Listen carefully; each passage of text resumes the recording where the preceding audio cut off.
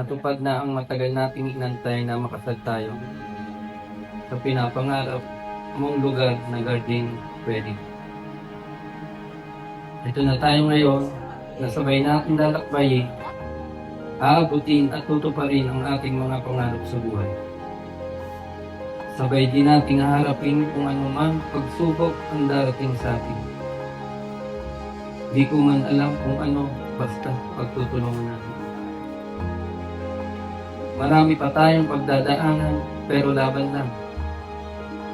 Alam ko naman na matatag ka, matalino, sa lahat ng bagay na ginagawa mo. Pero lagi mong tandaan na suporta lagi ako sa iyo. Lagi mo lang tatandaan na andito lang ako sa tabi mo.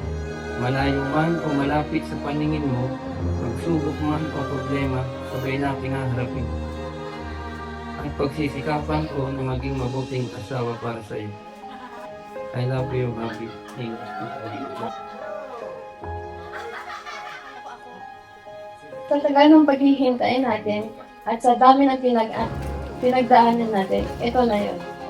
Happy, sa wakas, matatawag na natin ang isa't isa na asawa.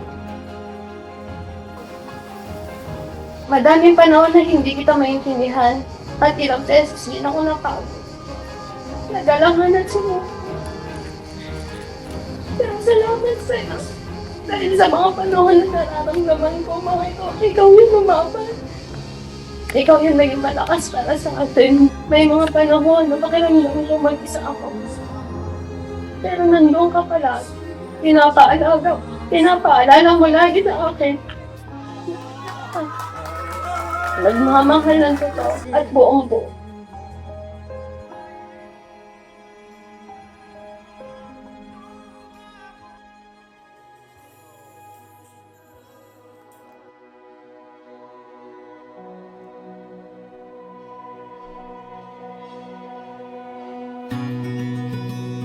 Alam ko noon na lagi kong sinasabi sa sarili ko na I deserve something better and I always deserve something special. But now, I'm asking myself, do I really deserve it?